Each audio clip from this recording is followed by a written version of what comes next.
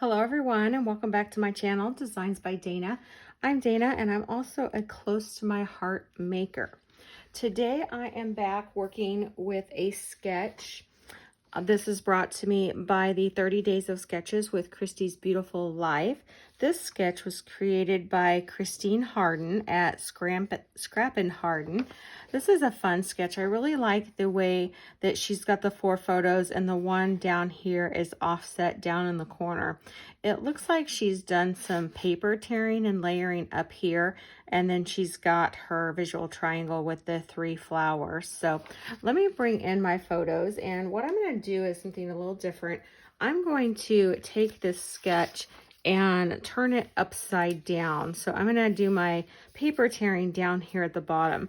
So the photos that I have, I pulled off of Facebook, which I very often do. This is my nephew and great nephew here, and they got to go to the Monster Jam truck show here in Kansas City. And this little guy obviously had a very tough, worn out day and got, and this is a Snapchat photo,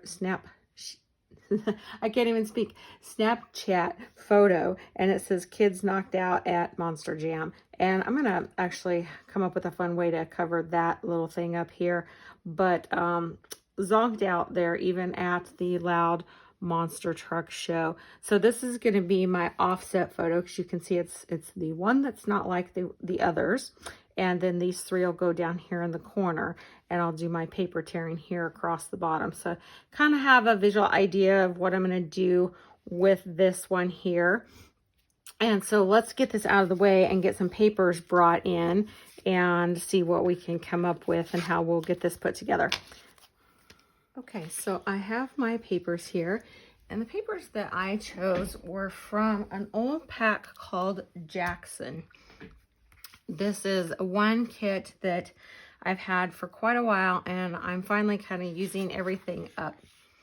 So the photos I have, as I showed you earlier, are going to lay out about like this on the page. And I've got these 2 pieces here that I've pre-cut, and these are the pieces that we're going to tear down. So this is the one I'm going to tear first that will go underneath this one, and I want them to kind of look like a hill going up this way. So I'm going to tear from this angle and kind of come up that way. So we'll start about here, and I want that white core to show, so that's why I'm kind of tearing in this direction and towards myself. So with the close to my heart paper, of course, we have that white core, which makes our paper so nice to work with. And then when you tear it, you get that nice white to show. If for some reason you don't want the white to show, you would just turn the paper over and tear in the opposite direction. So in this case, I do want the white to show, so I am tearing it like that. So I might need to adjust that a little bit, because I would like to have that come all the way down. So let's see what this looks like once I get this torn. So I'm going to start about all the way down here. And I'm going to do the same thing. So we'll see how this lines up with my other piece. I'm going to get that torn. And actually, that looks pretty good. So I'm just going to kind of lay these down here. This layout, I think, will come together pretty quick and simple. The most complex part of the layout really is the title and how I colored in my title. So here's the basic shell of the layout. What I used for the stamping on this one is this stamp set, which is Where the Road Ends, Z4430. It's the stamp set, and then it's got the coordinating thin cuts. So I brought in some of those stamped pieces, and I'm going to use those as my embellishments, kind of just around the layout. I'm not real sure exactly where they're going to go yet, but I'm just going to kind of lay those out. And I mentioned that I wanted to cover up this little piece here So the zip strip on this paper packet had these fun little words, and I'm just going to cut some of those apart on the line here and use some of these. I want to use "This Day Was the Best" for this photo, and I'm going to use that as an embellishment, and I can pop that up right there, and I think that's going to work great for that spot. And I don't think I want to use "Hello Awesome," but I might use this "Keeping It Real," or "Here We Go," and I might use "Keeping It Real" also. So I'm going to just kind of put those up there on reserve. And I've got this off-road only as well. So let me scoot this over. I want to show you what I did for the title. So I used this thin cut alphabet, so it's the block alphabet, and I cut out the word Monster Jam, which is going to go over here in this area somewhere. And I cut it out actually 6 times. So I took these pieces and I glued, this is 5 together to make it like a chipboard piece. And then this is my 6th one. So for basically the color in the title, I'm using some Prismacolor Premier markers. This one is the Tuscan Red. If you use Prismacolor Premier, it's PM 169. And then this one is Light Umber, and it is PM 172. So what I did is I just wanted to really match the colors in this packet, and I had to go back to some of my older retired colors. So this is Cocoa and this is Barn Red. So if you've been around a while, those colors will sound familiar to you. So I just used my color swatch that I have for these markers and matched it up as close as I could. And what I'm going to do here is I just want to show you kind of how I blended these together. So these caps are pretty tight. I'm going to go ahead and take the caps off of both of them here. And I wanted to kind of have kind of like an ombre look. So I started here at the bottom and came in with the Tuscan Red and colored that in. And then on the top, I came in with, I can't remember, the Light Umber, and brought that in, and they blend really well together. And the reason I like these Prismacolor markers, they're alcohol markers just like ours are, but I do a lot of other artwork and I use the Prismacolor Premier color pencils, and the markers and the color pencils are the same color. So if you're doing something that you need both marker and color pencil, then they work perfectly together. So you can see now I'm just coming back in with the Tuscan Red and blending those colors in on top of each other. And you get a really nice, good blend together with these two colors. And then my lettering is really complete. And it's super, super simple. It just took a while because the word Monster Jam is a little bit lengthy. And then I had to glue all of these pieces together. So I'm just going to bring in my liquid liquid glue and then glue this last piece on here and let that sit for a minute, and I'll bring in the rest of the title and show that to you. So love this glue because it dries clear, and I'm going to put that up there and put a couple blocks on it just to let it kind of sit and dry while I bring in the rest of that title and show that to you. Let me just kind of scooch it all over. And so here's the rest of my title. I've already got those all done, so I'm gonna have to play around with how this is actually going to fit on here. So I've got JAM down here, NS, to work on my spelling.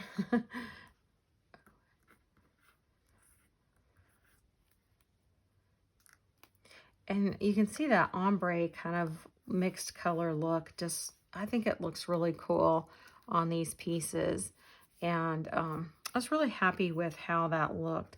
So I think that I'll probably have this kind of overlap the photo because it kind of, I don't want it to take up too much space on this whole page. So I'll bring it down and kind of let it overlap the photo a little bit. And then I've got the jam down here.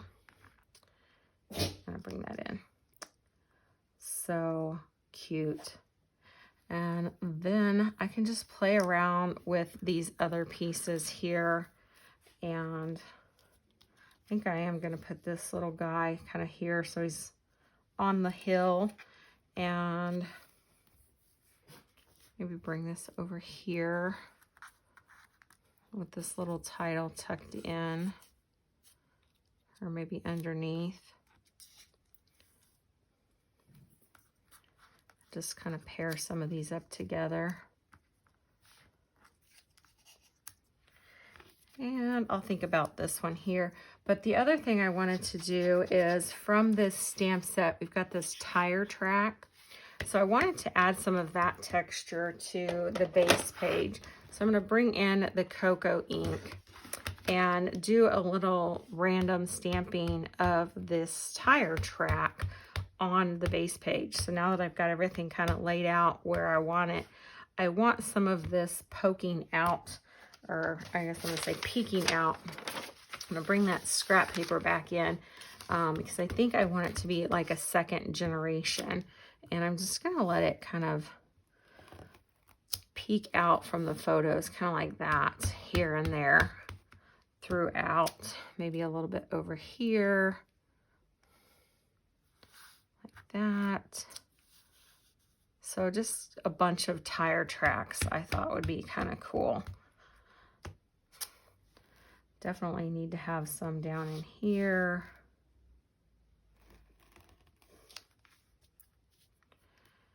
I'm not going to worry about lining all that up perfectly again, but just kind of getting an idea for where my photos are.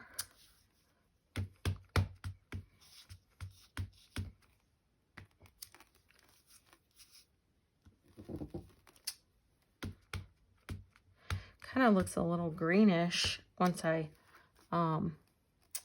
give that a second generation stamp, because this paper here is it's kind of like a glacier, well, I think it is glacier on a old colonial white paper. So I'm just going to do some here, kind of off the edge, and maybe a few up here.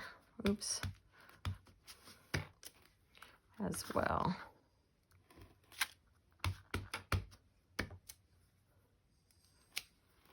Okay, I think that's probably good. So I don't want to overdo it. So let's get that kind of put back together a little bit, and then we'll glue it down. And I think I have some other small embellishments I want to add to it, but nothing too crazy. So I'm liking how those tire tracks are just kind of muddying up that a little bit. And yeah, I like how that's peeking out. So let me get that glued down and we'll take a final peek at that. Okay, we've got the layout all put together, and I'm really happy with how this title turned out. And I did, again, go back into the archives and pulled out these durable stud dots that I had and added those. And I think they added kind of a nice little masculine touch to the layout as well. And I put my journaling up here at the top. So super happy with that. And of course I added my dimension with the foam tape on all of my little cutouts that I did with my stamps, and put it all together. And here's the final layout. So I hope that you guys like that. This is a really easy way to make a layout come together. Very simple. Every layout doesn't have to be real time consuming and you know, put a lot of time and effort into it, but yet it looks great. So here's the sketch, what the original sketch looked like, and just kind of a reminder, we turned that upside down. Once we turned it upside down, I held pretty true to the sketch, kept my title in this general area, and then of course my photos are very true to the sketch as well. So I really enjoyed working with this sketch and putting this one together. And of course, what can go wrong with such a cute little subject? So hope you enjoyed it. If you did, please hit the like button, subscribe, maybe consider hitting that notification button so you don't miss any of my future videos as well. And I really appreciate your time in watching my video. We will be back soon with another one. And thank you so much, everybody. Have a great day. Bye.